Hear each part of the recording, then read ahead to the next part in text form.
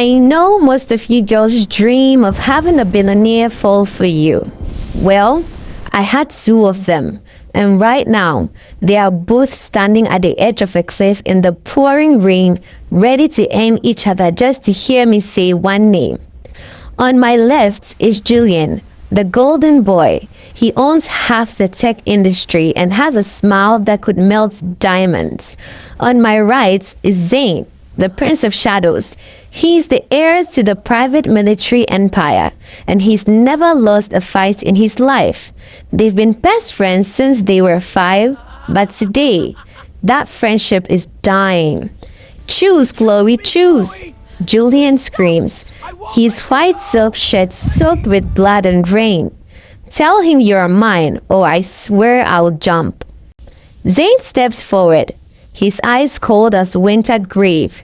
She's not a prize, Julian. She's my queen. And if I have to burn your entire world down to keep her, I will. I stand between them, wearing a dress that cost more than a penthouse, looking like the victim. But as I look into the camera, I let you in on a little secret, my darlings. I am not the prize. I am the architect, in fact. I didn't get caught between these two billionaires. I built the trap they are currently falling into. To understand why these two titans are trying to kill each other, you have to know who I was before the designer heels and the private drivers. I was a scholarship girl at St. Jude's Academy. I was the one who cleaned Julian's shoes and did Zane's homework while they laughed about how people like me were just background noise in their movie. They broke my heart 3 years ago. It was a bet, a stupid, cruel billionaire boy bet. Who can get the poor girl fall in love first? Hold up, before we continue, subscribe to our channel, like, put us on post notification if you're interested in stories like this.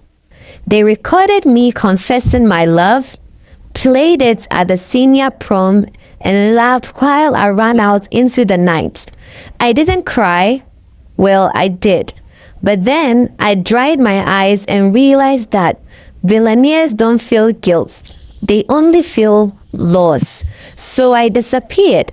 I spent 3 years reinventing myself. I studied their portfolios, their weaknesses, and their egos. I became the teenage baddie they couldn't ignore. I returned to the city not as Chloe the nerd, but as Coco Vane, a mysterious socialite with a bank account that seemed bottomless, thanks to a few strategic stock market moves and a very wealthy, very dead uncle who never existed. The plan was simple: divide and conquer. First, I targeted Julian. I knew he loved a challenge. I showed up at his charity gala in a dress made of literal gold. I didn't talk to him. I ignored him all night. By 2 a.m., he was obsessed. He sent me 1,000 roses the next day. I sent them to the local trash dump and mailed him the receipts. He was hooked. Next, I found Zane. Zane didn't want a challenge.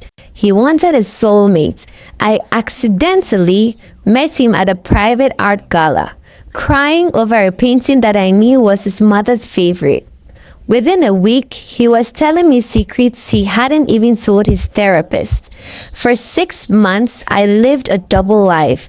I was Julian's fiery, untouchable goddess on Monday, and Zane's soft, mysterious muse on Tuesday. I made sure they never saw me with the other, and I planted seeds of doubts. I would leave one of Julian's cufflinks in Zane's car. I'd whisper to Julian that Zane was talking about a new girl who sounded exactly like me. The two best friends who used to share everything stopped talking. They started competing.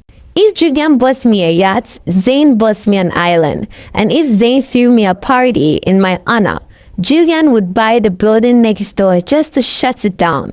I was draining their bank accounts, but more importantly, I was draining their sanity. But everybody has a moment where the plan goes off the rails. My moment was the night of the Red Moon Gala. Julian and Zane both showed up to propose. At the same time, in front of the entire elite class of the city, the room went silent as they both knelt down. Julian's father, the original billionaire king, stepped onto the stage. "Stop," he yelled. "Neither of you can marry her because she's already married." He held up a document, a marriage certificate. To him, the room gasped. I felt the air leave my lungs. Julian and Zane looked at me with pure horror. But here's the thing though, I had never met the father. I realized in that moment that I wasn't the only one playing a game. Julian's father had seen what I was doing to his son and his empire. He had forged the documents to ruin my reputation and make Julian and Zane hate me. He wanted to turn the Baddie back into the scholarship girl who could be stepped on. But he underestimated one thing. I had a secret partner, Maya. Maya was one of the girls Julian and Zane used to bully and had tried to destroy. She stepped out from the shadows. She wasn't just my friend, she was the lead investigator for the International Tax Board.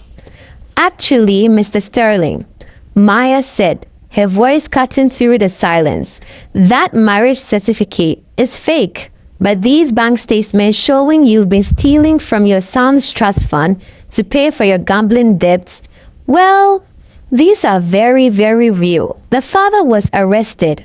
The empire was crumbling and Julian and Zane had lost everything except their obsession with me. They escaped the chaos and chased me here, to the edge of the world.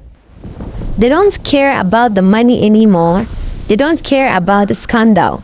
They just want the one thing they can't have, the truth.